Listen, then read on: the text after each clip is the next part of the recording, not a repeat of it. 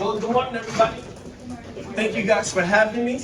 So today we're going to use media to understand intercultural communications as it pertains to African Americans and American business. Can anybody take a guess at what I'm talking about or what that means? No? Nothing? Okay, so let's try this.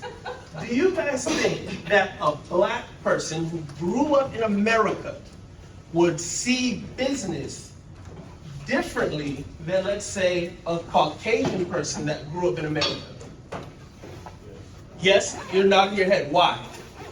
Just multiple differences, how they grew up, etc., etc. Okay, now I know it can get very sticky in a topic like this because you don't want to say anything that's offensive. So I understand if you guys want to pick and choose how you communicate in today's class, but this is a safe place. As long as we're respectful, feel free to express yourself how you feel. So pertaining to what you said, their perceptions might be different. How do you think a black American's perspective of different could be different than a Caucasian American's? In what circumstance, in what situation? Anything? Is it that you guys don't know or you guys are afraid to say the wrong thing? Which one is it? Ask him, how does Tyler Perry do business? How does Oprah Winfrey do business? Let's take a look at athletes in America. Have you young people ever noticed that when a superstar athlete emerges and makes a lot of money, a lot of times they are expected to do a lot for their community if they're black? Have any of you ever thought to yourself, man, Tom Brady really should do something about the opioid crisis that is plaguing white America? Has anyone ever thought that? No? Has anyone ever thought, man, Michael Jordan should do something about the crime in Chicago? He sure makes a lot of money off shoes. A few of you are shaking your head yes. Why? For any of you who shook your head yes, why would you consider one but not the other? Yes. I would say, well, like, this is just like maybe how I see it, but like maybe because they struggle more, so then they expect like people that came from that community to give back. So like people like Tom Brady might not necessarily like struggle as hard as Michael Jordan to get to where he is, so he's not expected to like give back. That's interesting. What's your name again? Grace. Grace has a great point. Grace says maybe it's because Tom Brady didn't see as much adversity in his ascent as somebody like Michael Jordan would. So maybe there's not an expectation that people. Grace, would you presume that because he probably doesn't come from a lot of financial adversity, maybe his community doesn't, therefore maybe he's not responsible for their financial well-being, whereas somebody like Michael Jordan didn't come from financial adversity, so his community would. Would you guys agree to that? Now, that's a great point. You know what the irony is? Michael Jordan came from a two-parent household. He really didn't grow up in financial struggle for the stereotypical narrative that we get of a lot of professional male athletes who happen to be African American. So it's a thing of perception. So that's what we're going to take a look at today, guys. But before we get started, I got to give you guys some background information. So far, is everybody with me? Okay, cool. So, does everybody know where Oklahoma is? Yeah? Everybody knows what Oklahoma is? Does anybody here know where Tulsa, Oklahoma is? Bless you. Yeah. Where's Tulsa? It's like, you know. Bingo! It's in the middle of Oklahoma.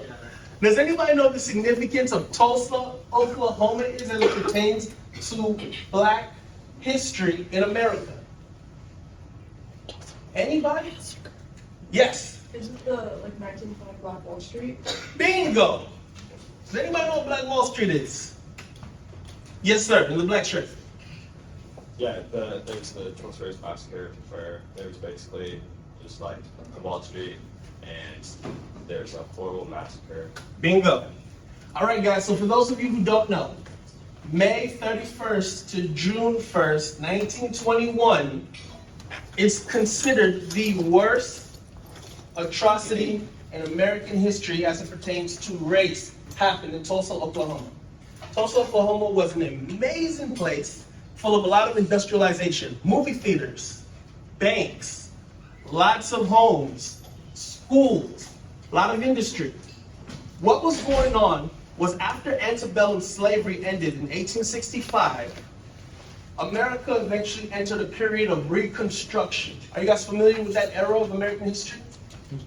During Reconstruction, a lot of slaves learned how to read, how to write, and their biggest desire was to be educated, because why do you think slaves wanted to be educated so much after slavery was abolished in 1865? Because it was illegal to read as a slave in America.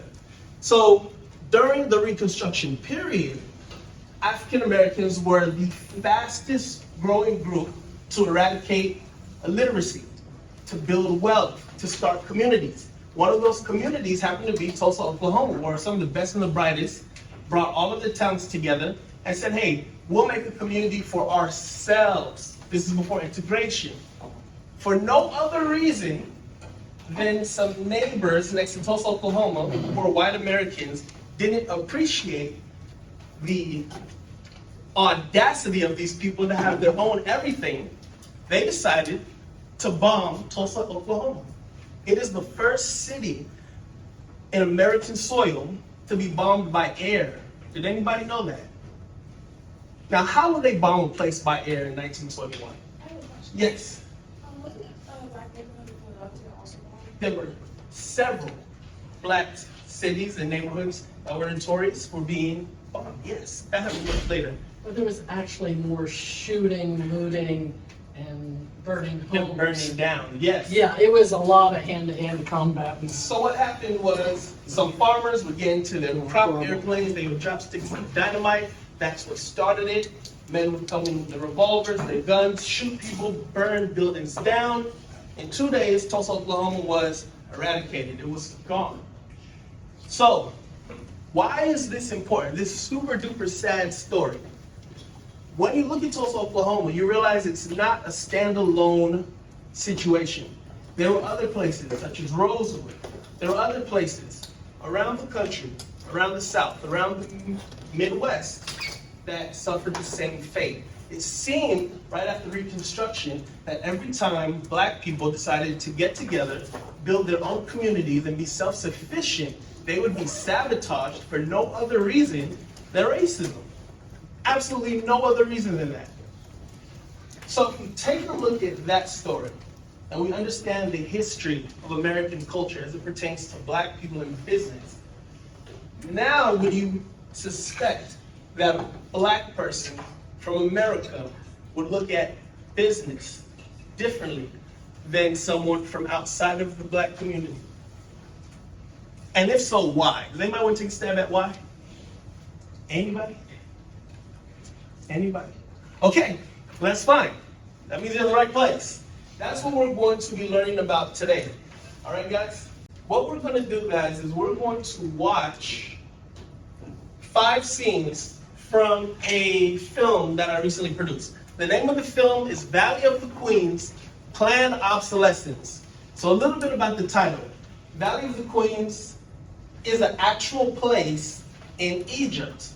People who weren't pharaohs but were related to royal families were buried there. It's a literal place you can visit today with a bunch of ancient dead people.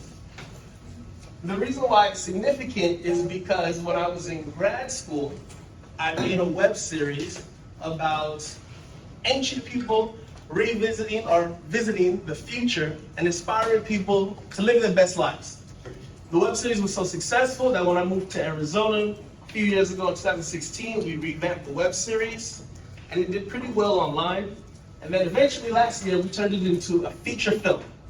So the movie is now streaming on TUBi if you want to watch it. This movie is not associated with Grand Canyon University at all.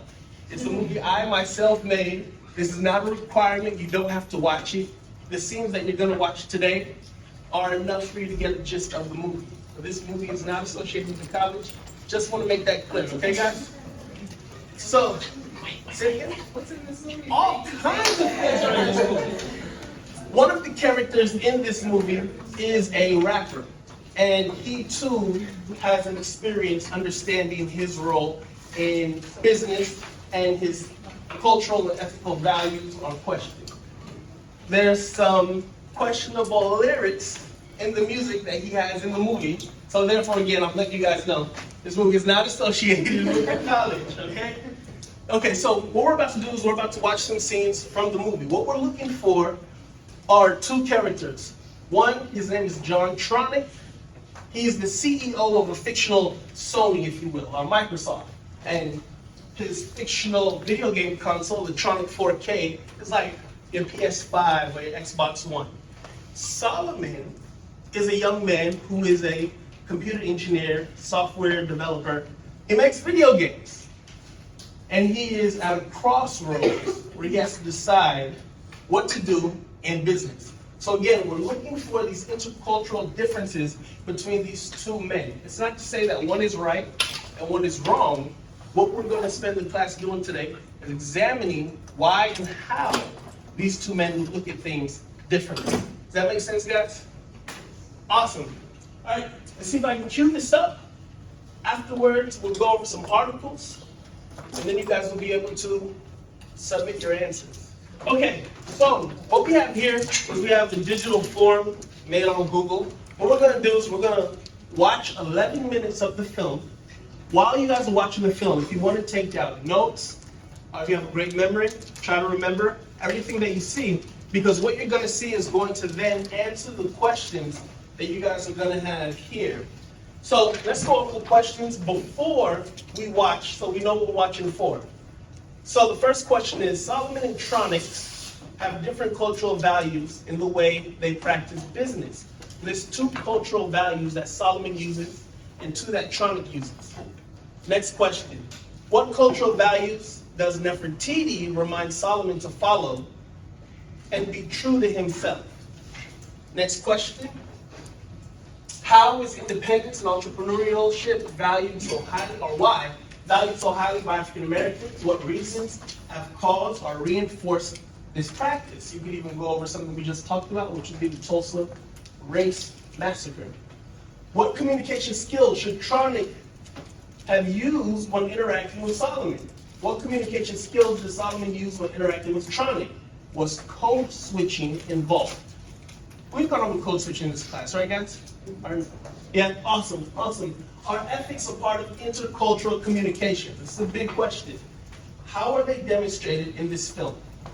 What we're going to do when we're done is to get real-world practice of using intercultural communication skills. I want you all to go to IMDb. Is everybody here familiar with IMDb, Internet Movie Database? You guys are all going to leave a review on the film. Now, because you guys are only watching a portion of the film, I expect it to be a very short review, like one sentence, 2 sentences at most. But try to explain what intercultural communications you noticed in the film. Would you recommend the film? Was it completely ridiculous that you guys even thought that you would find intercultural communication in this movie? So that's what we're going to be doing today in class. All right, guys? So is everybody ready to watch the scenes? Any questions before we move forward? All right, you guys are doing great.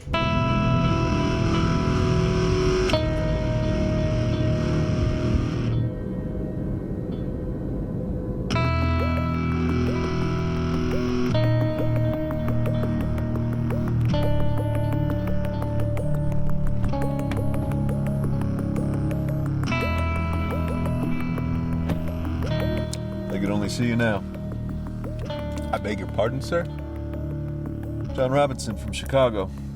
Fought the fascists by joining Ethiopia's Air Force and trained Air Ethiopia's first pilots. But how did you know that, sir? I love history.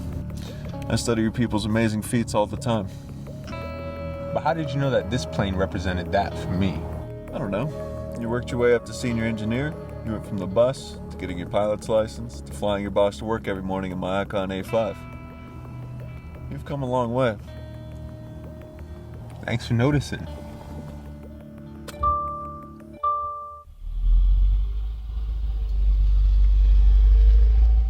All right, guys, so that was the first scene. That was the interaction between John Tronick, this major CEO, and this guy he's grooming, if you will, because he wants his talent in this company. Did anybody notice anything in the differences between how they communicate? Well, anything you want to share? What did you notice? That he was being respectful, like he kept calling sir, being very professional with him, where Mr. Drummond was kind of talking to him more as a friend rather than a more professional. Right, that's a great observation. Do you think that's cultural, or do you think that has to do with their positions in society? One being a major CEO, one being a guy trying to work his way up. Both. Both? It's a great answer. Anybody else? I feel like Solomon? Yes.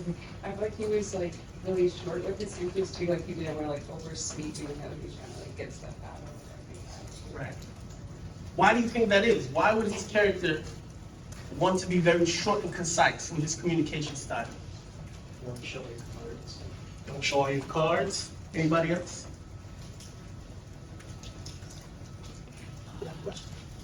I was gonna say, did you guys notice Tronick was trying to impress him, try to show his power and his knowledge? Did you notice that? I did. Anyway. It's a great observation. Sometimes, as it pertains to intercultural communications, you might find yourself in a situation where you think because you're well-read on somebody's history, that will impress them enough to trust you. Do you guys think that Tronick won the trust, if you will, of Solomon in knowing that tidbit about information? John Robinson, who was a real guy who, in World War I, left Chicago, taught himself how to fly a plane, went to Ethiopia, and helped them win their war. Do you think that was impressive, insulting, scary? What do you think Solomon was feeling? Somebody's got to give me an answer so you can watch the next scene. Anybody? Can you repeat the question? Do you think in John Tronick knowing some cool information, a factoid of history that was very, very, very personal to Solomon, which was about John Robinson, a pilot who left America, left Chicago, he's an African-American pilot. He went to Ethiopia to help them fight in World War I. Do you think that helped him win the trust of Solomon? Yeah. Now that is definitely an observation for yourself. There isn't necessarily no right answer. But a lot of times, especially as it pertains to people going out, telling the gospel of Jesus in other cultures or communities where maybe that is taboo or that's not really a regular thing, sometimes you have to really think to yourself, will my audience appreciate me knowing a lot about their culture? Or would they more so appreciate me if I came in as an empty vessel and said, hey, teach me about things that interest you? So just something to consider. All right, guys, we're gonna move on.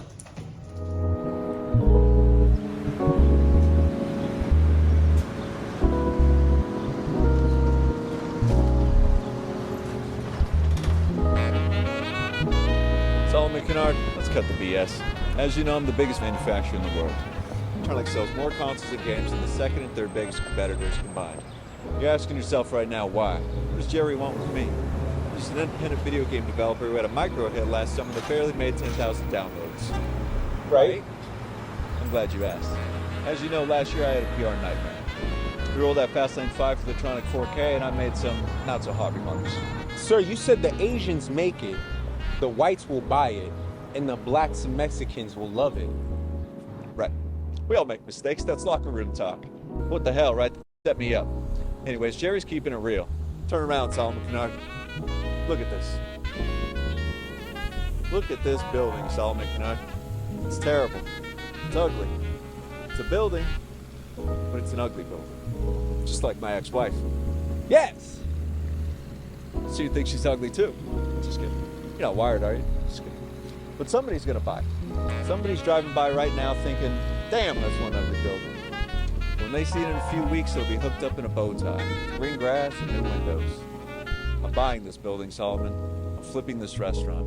Because everyone loves a turnaround story. It's distracting. Everyone wants to be distracted. But sir, what is this have to do with me? You were like a building for me, Solomon. You were going to be my next distraction. I prop you up to the head of development for Fastlane. All of a sudden, Tronic's done the impossible. He put a non-Asian minority in a position of power in the video game industry. Fastlane's another commercial hit, and you leave R&D and start the head development team full-time at Tronic. Sir, that? Boy, I'm telling you, boy, sir, that's good right there. That's amazing, sir. I know. In exchange, I acquired the little video game you produced last year. All of your intellectual property becomes mine, and you make more money per year than you could ever dream of. Oh yeah, something I forgot. My dad used to always say to me, opportunities lost can never be regained. Solomon, am I taking advantage of you? Yes, but we both win. Do this and change your life. Don't be too proud to win. That's what this country was built on, winning. And virtually killing hookers, stealing cars, and shooting everything that moves. Not micro-budget video games selling 10,000 downloads. I don't just let anyone with a pilot's license fly my jet, Solomon. This is a grooming process, and you passed.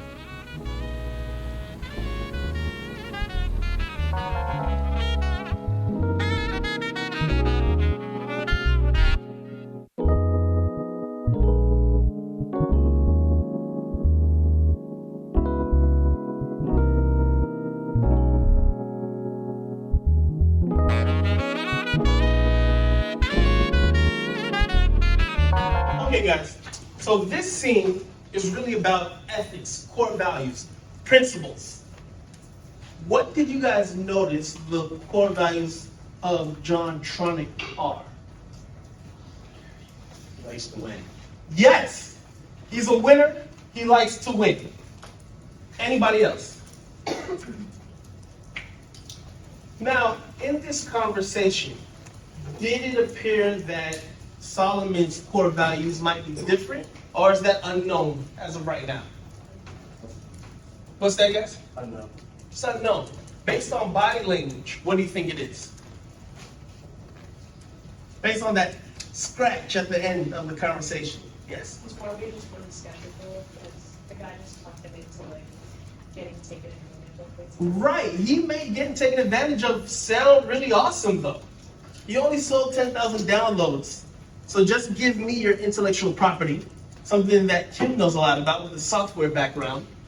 It might seem very appeasing at first to sell something that you put your blood, sweat, and tears in when a big giant company comes and says, hey, let's give you some money. For example, let's look at Snapchat.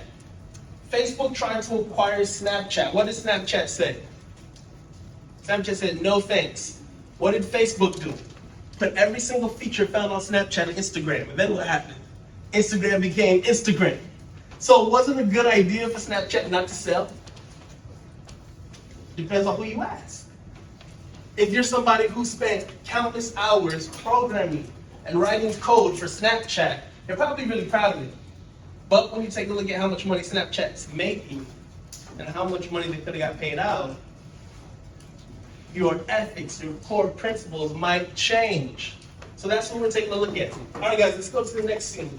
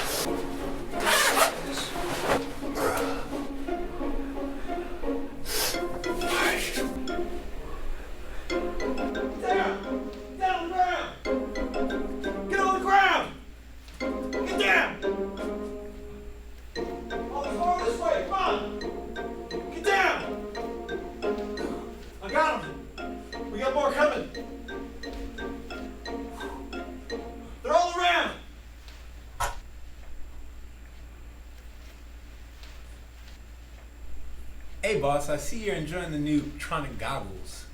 But there's something I gotta talk to you about. What's going on? I was just going over some code for the Tronic 4K Pro, and I came across some code that could be troublesome.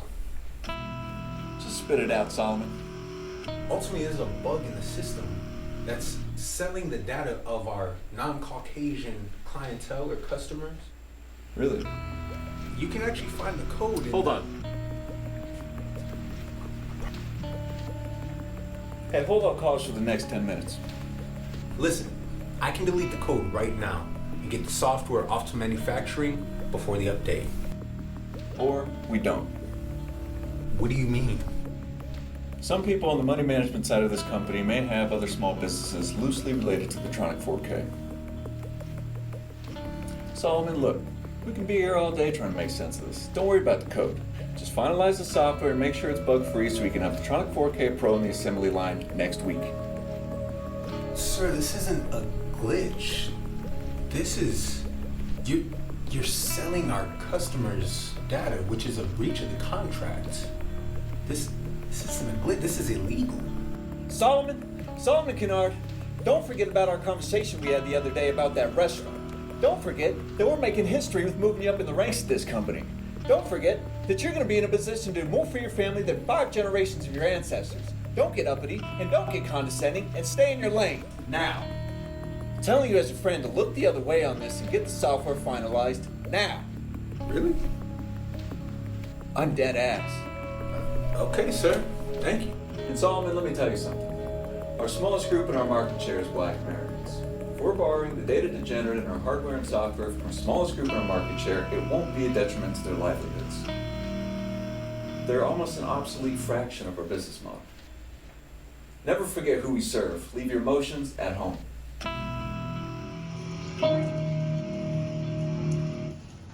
All right, guys. So, what was this scene about? The truth was revealed in this scene. The conspiracy, if you will, as to why John Tronic wants a minority in a development position as it pertains to rolling out this new video game. There's some corruption going on at the end of the day.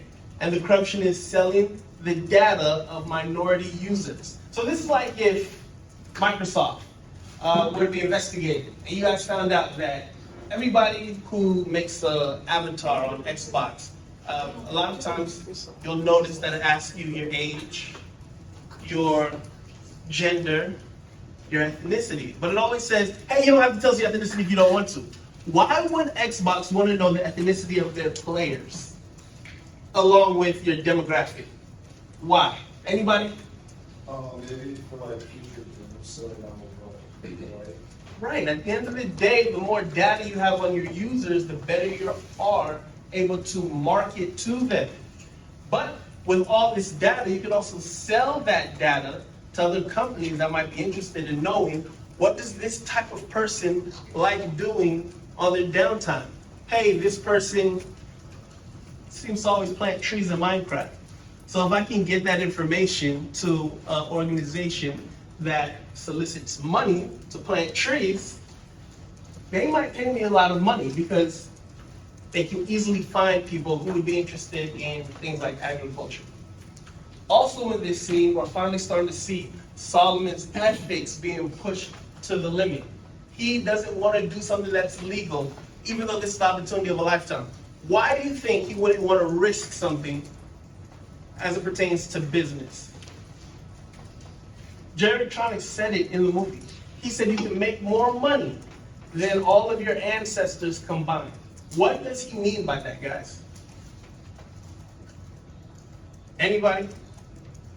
What he's trying to say is, I'm going to give you so much money that your mother, your father, grandparents, great-grandparents have never seen a lifestyle like this before.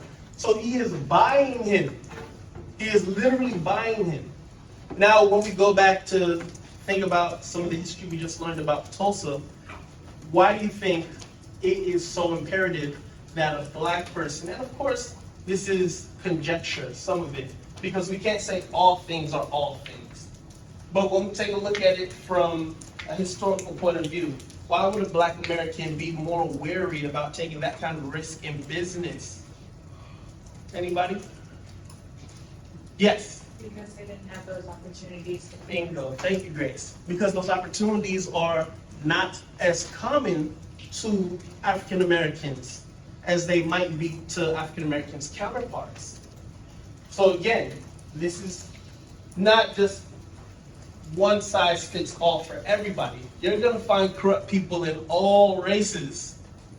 But if you take a look at the history of what Black people have had to go through in this country just to participate in business, it could be said that they're going to be less likely to take such a risk because it could end up costing them more. So, all right, guys, now we're going to be introduced to the character Nefertiti. She is the star of the movie. You're only going to see her in this scene. And she is going to challenge Solomon when it comes to his ethical values. Ask them if they know who Nefertiti is, Great the question. Egyptian civilization. Does anybody know who Nefertiti is? Nefertiti or Nefertari? These women were pharaohs in ancient Egypt. Nothing? If I were to say, you know who Like a King Tut goddess, is? like a goddess. King Tut? Does anybody here know what a pharaoh is? Yes. Yes, okay. So historically, two very popular pharaohs were Nefertiti and Nefertari. A lot of times their history gets intertwined because their names are so similar. In this movie, this is a play on the character of Nefertiti. She's not actually Nefertiti, she's actually from ancient Mexico. Does anybody know any history about ancient Mexico? Anybody know where Mexico City is? Okay, what was Mexico City called before Mexico City? Nothing? All right, Tenochtitlan. Has anybody ever heard of that? All right, quick history. So, Tenochtitlan was this really amazing place in Mexico. Spain found out about it, said, nice plot of land you got there, killed everybody, renamed it Mexico. That's the history of Mexico. Does anybody know about this? Nothing? Okay, it's kind of sad. And the other thing, Nefertiti, Egypt, the civilization of Egypt lasted, from the top down to not for 10,000 years. Yes. That's a long time. It's the longest lasting civilization known to man. And they were African. They were Africans. They were black. And they were monolithic. Does anybody know what monolithic means? So it was during the Egyptian Empire that a pharaoh decided one day, hey, we're not going to worship a bunch of different gods. We're just going to worship one, the sun. A lot of people have come to liken ancient Egyptology with Christianity because there are a lot of similarities in stories and in principles. That's a whole nother class. Oh yeah. Whole nother class. So we won't get into that here. Okay guys, let's take a look at this scene.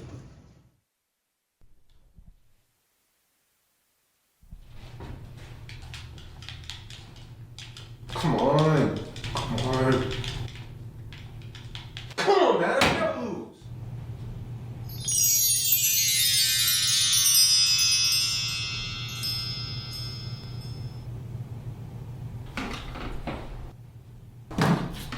Hi, Solomon Kinar. Man, you gotta be kidding me. Let me guess. Tronic sent you down here to convince me to finish the test. I get that a lot. Okay. Solomon, let's make this simple. You are against something big, and I'm supposed to help you to figure it out. Look, lady, I don't know what you're selling, but whatever it is, I ain't buying it.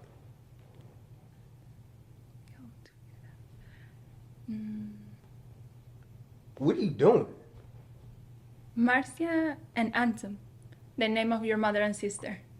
You don't know anything.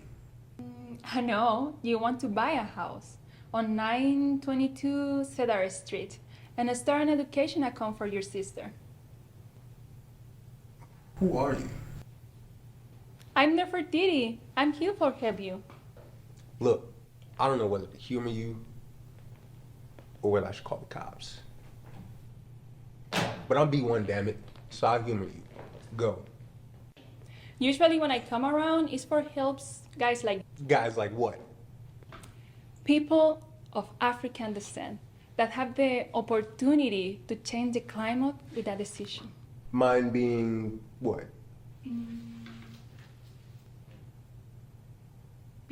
Video games. When my father passed, I promised him 2 things. First being that I'd always take care of my mother and my sister. The second being that I'd never sell my people out. Putting you on crossroad. Exactly. All that glitter, it's no gold, but independent is. Keeping your integrity is powerful. What would you do? I honor my father and rely on my own genius to take care of my family. Usually, I disappear by now. I see my way to get out.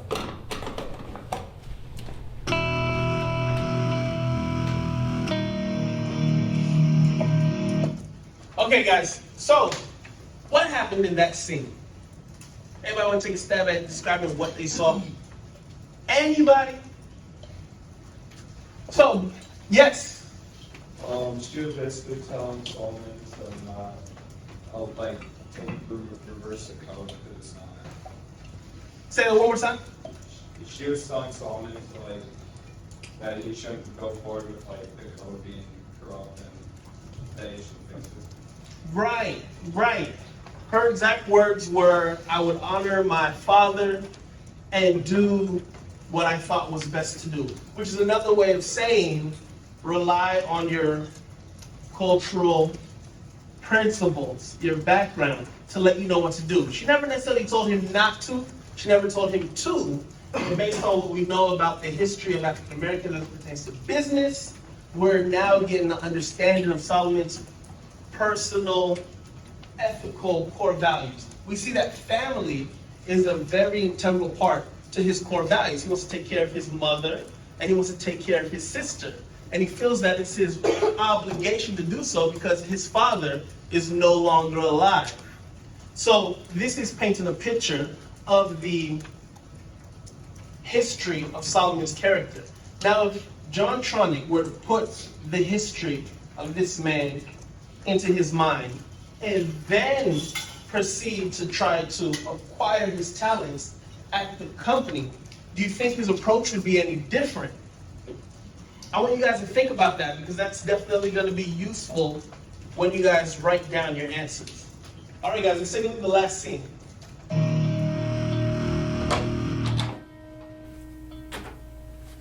Trust me, I know it's time to head out. So let me finish one more email to marketing. Time to fire the videographers again. Can't let those guys find out how valuable they are. I quit. Are you crazy? You're quitting on me? Listen, Jerry, I don't know how else to say this, so I'm gonna put it in the simplest terms possible.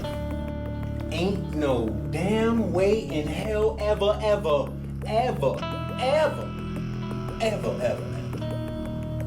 I working for you.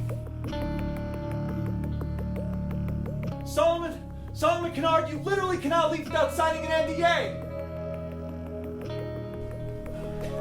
See to it that Solomon Kennard does not leave the building. He has intellectual property and must be restrained by any means. Bam! A lot of people missed that. What does that sign say, guys? Not corporate grease, so that's just a little game that I was able to throw in some game without trying to tell people what to think. All right, when you guys are watching movies and TV shows, always take a look at props and always take a look at how set designers design a set. There's a lot of information that can sometimes be missed unless you go back and watch a movie 3, 4, 5 times or a TV show. You never know where you might find a message, all right, guys? That escalated really fast. I mean, just a few moments ago, he was grooming this guy. Now, all of a sudden, he's calling for security to get this guy to sign an NDA and then kick him out. So his true colors are starting to come out because the guy wants to win. And now, this piece of the puzzle that would really help him to win is deciding to have his own perspective on things. And now there's a problem. So in the rest of the movie, there's a chase scene. There's this guy trying to figure out how to get away from this guy. It's a good movie. That's not me telling you to watch the movie. So on TUBi if you want to see it. Okay, so what we're going to do now, guys, now we're going to get into those questions. So again, there isn't necessarily a wrong answer, but what Professor Spence is looking for is that you start using some of the terminology and ideas that you have learned thus far into class when you're talking about the intercultural differences of these two characters. All right, guys? So go ahead and head back to Halo, where you guys are going to be able to find the discussion questions. Now, the most important thing about this, guys, write your email address. So when we get all the submissions, we'll know that everybody answered the questions. Okay, guys? You don't have to write 1,000,000 words. There is no minimum requirement for your answers. All you're going to do is you're going to click on your answer, and you're going to type what it is that you feel is correct. When you're done, the last thing to do is you're going to click this link on IMDb, and you're going to leave a review on the movie. This is a real-world example of how you're going to be able to express what you saw as intercultural differences or practices in a piece of media. All right, guys? If you have any questions, I'm here. If anything needs to be better explained on IMDb. Oh my gosh. Just try it. Let's see what happens. Yes, sir. Yeah, absolutely. So which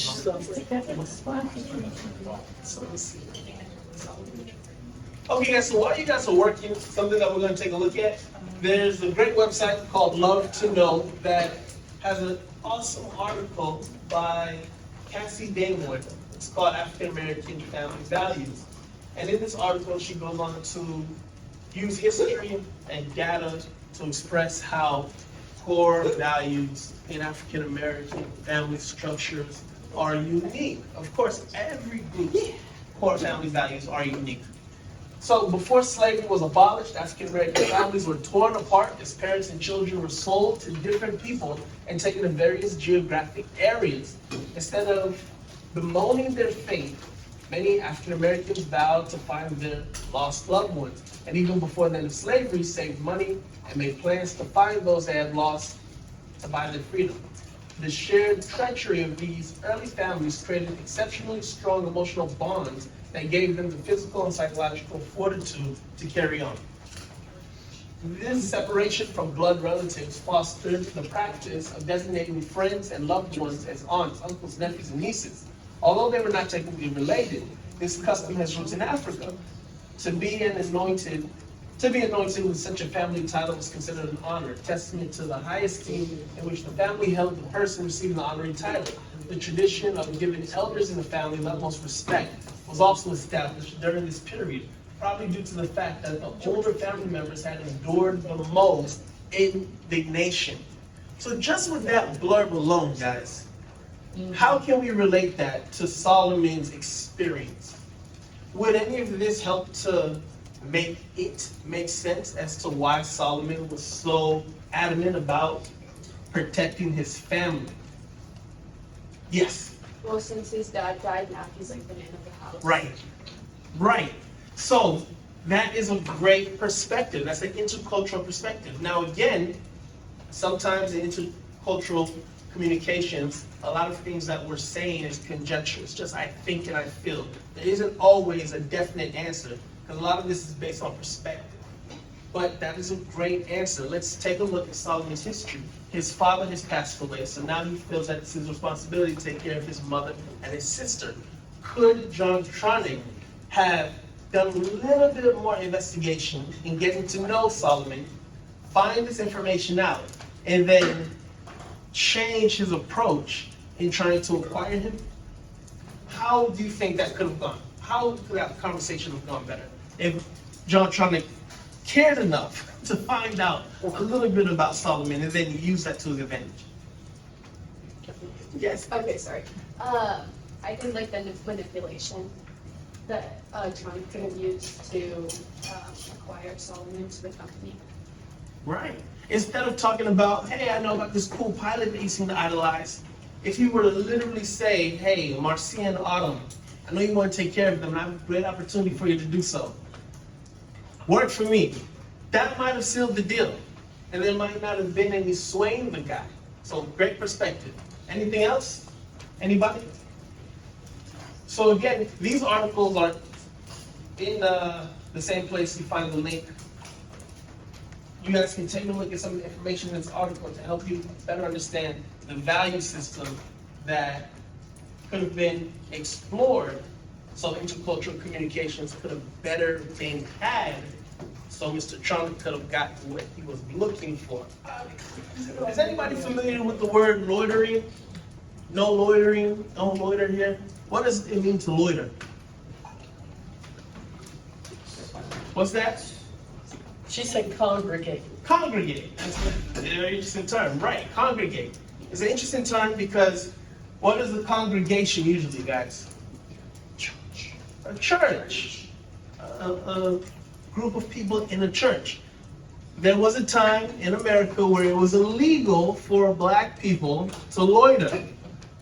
A lot of historians say that's where the terminology or the idea of loitering even comes from. Hey, there are 4 or more black people standing together.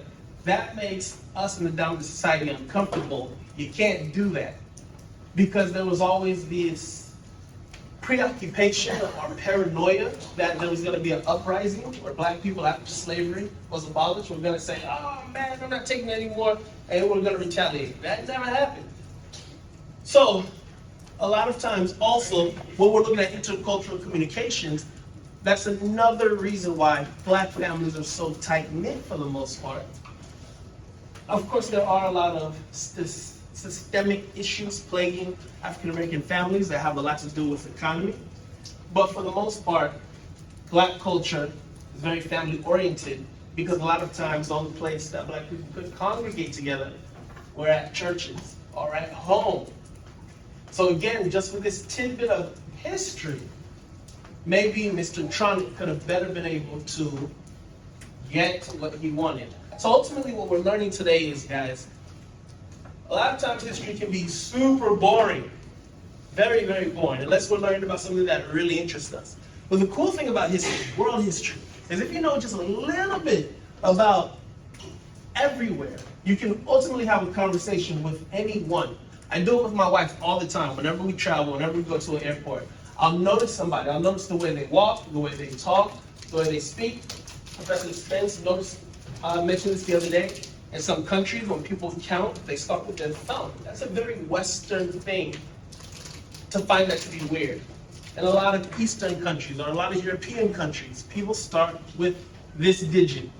A lot of times, if you notice that, you can instantly tell, hey, that person is not American. For me, because I've done so much traveling, a lot of times I can pinpoint a geographical location that somebody comes from. For example, if somebody were to walk in here and they were to have some type of British accent, I would usually be able to tell if they're from England, South Africa, New Zealand, or Australia. Most people can't because those accents sound very similar to outsiders. But there are very subtle things that people from these regions do that can help you better understand. Hey, wait a minute, you're British. Are you British? Are you from England? Yeah, I'm from England. How'd you know that? It's the slightest thing. So this is why we study history, guys, so we can better interact with people cross cultures. And one more thing on the African American culture, as we were saying, the importance of the African American church is that was the only place that they could congregate legally. And so your leaders for the civil rights movement were Martin Luther King, he was a minister. Malcolm X was also a minister. Yeah. Well, his father was a minister, and then he joined the Nation of Islam.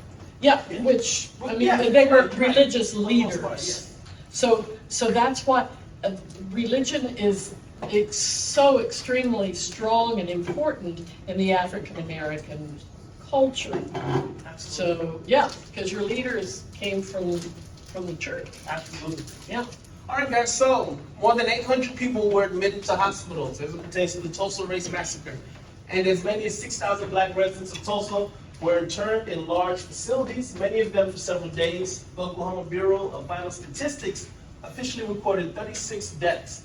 In 2001, Tulsa Reparations Coalition examination of events identified 39 dead, 26 black, and 13 white. Based on contemporary autopsy reports, death certificates, and other records, the commission gave several estimates ranging from 75 to 300 dead. Truth is, we'll never know because a lot of information was destroyed, a lot of records were destroyed. But if you belong to a group of people in a particular country, and you can trace history of every single state, every single region, every time something great happens for people in your community as it pertains to business, a lot of times it ends in tragedy. How would you then start to look at business? Where and when did Solomon Kennard use code switching in the movie? I don't want to say like this is people speaking all like business oriented, being pleasurable, but then towards the end, what I could just kind of kicked in. Right, You know? right. Now what she's saying is, in the last scene, when he's saying, I ain't never, ever working for you. All of a sudden, he's switching. Now here's the conundrum. As it pertains to various cultures in America, because America's a huge melting pot, code switching looks different for different people. I would say that African Americans are the only group of people in America, and again, this is my conjecture, this isn't fact, this is from my experience, African Americans are the only group in America that when we code switch, all of a sudden we seem less sophisticated. Whereas the use of ebonics might seem as if we are other. So him saying, hey, thank you very much, I appreciate that. Hey, the code is bad. Hey, this is illegal. Hey, we can't get this to R&D. He's using eloquent English to explain an issue that he can fix in tech. So he's already proven he's an individual of high intelligence. He code switches because he's finding himself back toward his cultural value system. I ain't never working for you. It doesn't mean he's no longer intelligent. It just means he is now becoming more comfortable with who he is, even in the presence of somebody that could have changed his life. So that's how we observe code switching. Code switching happens a lot. For example, I think the first day of this class I asked anybody like Lil Baby, and he said yes. Lil Baby's a great rapper. Lil Baby's dope. The problem is, if I pull up to GCU bumping Lil Baby like I did this morning, all of a sudden, security might think I'm a student and not a professor. Why is that? Because a lot of people like my age kind of listen to that music. Right, but I mean, rap's been around for 50 years now. Rap is so popular, hip hop culture is going to be in the Olympics in 2024. Do you guys know that? Breakdancing is a new category in the Olympics. Yes. What? Yeah, they know that. Yeah, this is a fact. Breakdancing is now an official Olympic sport, and it will be in the 2024 Olympics. You guys didn't know that? Yeah. Guys will be popping and launching for the culture. Yeah, right. But would it be code switching if I were to go to a formal event and everyone starts dancing and I get on the dance floor and I'm breakdancing and popping the line? Am I code switching or am I just being comfortable? So we have to also think about the implementation of the type of code switching that happens and what we start thinking when a person does it. So somebody using ebonics. Why do a lot of times we start thinking, oh, this person isn't intelligent? Why if somebody is pop blocking, do we think, hey, this person might be from another type of culture that is a subculture of where I'm from? Because things are changing, guys. Breakdancing is now a professional thing. You can win a gold medal for breakdancing now. Woo. So when your kids grow up in 20 years, they're not going to look at things like breakdancing as something that's other. It's going to be very professional. There's going to be like a ballet school of breakdancing. And it sounds ridiculous right now, but it's going to be very, very commonplace in about 20 years. Matter of fact, one of you should open a school of breakdancing and make a ton of money. I promise you. I bet. Right. So think about the code switching that people in different cultures use. A lot of times we might get offended when we go to a Hispanic business and employees there are using Spanish. Like, yo, I speak English. Why are you speaking Spanish? That's mad offensive. Is it? They literally are communicating the way they always communicate when you're not around. And you are now in their place of business. It's kind of code switching if we look at it that way. So it's just something to think about why code switching is used, when it's used. One more. Women. Do women code switch when you're in a corporate situation? Yep. Okay, how do they do that, Kim? You have to be in a man's world. So Yes. when I went to school, I was the only girl in my software engineering class. So you have to, it was a really long time. So you talk like the guys. Yeah, you have to know sports and talk golf and. Yeah. Yeah, because the stereotype of a woman is, oh, she's more soft-spoken, she's emotional, she's this. And no, but when you're working with a bunch of guys, you gotta act and talk like a guy. Yeah. Sometimes code switching is a necessary thing in order to communicate in the environment that you're in, so you can continue to progress. So that's a great example. Yeah, I was actually thinking about that when you were Yeah, talking about that code switching. It's all the time. Yep. Women, Right. women are. You have something, just one more, then I think we just. Okay, yeah, go ahead. All right, guys, so we only have a few minutes left. So is anybody brave enough to share any of their answers? Anybody? One of the questions was, what cultural values does Nefertiti remind Solomon to follow to be true to himself? And somebody said, Nefertiti reminds Solomon that he has enough brain power to succeed without trying, that he is powerful enough to keep his integrity and make money. Great answer. Another question is, why is independence and entrepreneurship valued so highly by African Americans? What reasons have caused or reinforced this practice? And the answer we got, here's a long one. They're highly valued because in the past, they had to be more independent and get opportunities like Caucasians did. Therefore, they had to create their own opportunities. Because of their history with social and economic adversity, African Americans have a stronger determination to start things on their own and make a name for themselves. African American individualism has been reinforced because of the dominance of white Americans in society and their mistreatment. Who wrote that? Wow! That's up, guys. That's a great answer. So I think you guys have a great understanding of intercultural communications. Now remember, sometimes you guys will be paying attention to intercultural differences. And you know what? I know today we presented African Americans as having the short end of the stick, and that can be true historically for a lot of things in America. Ironically, our dominant society, white Americans, sometimes have the short end of the stick as it pertains to intercultural communications. For example, always being the butt end of a joke when it comes on to swag or dancing or coolness. Or a lot of times, you'll have intercultural communications where you'll realize that a Caucasian American truly isn't trying to be offensive. He or she may just not know any better because they hadn't had to interact with other people. So I want you guys to leave this class knowing the intercultural discipline is not to develop any type of animosity for other people. It's just to better be able to communicate with other people. And sometimes when people don't understand you, don't be afraid to explain to them where you're coming from. All right, okay, so on your name tag,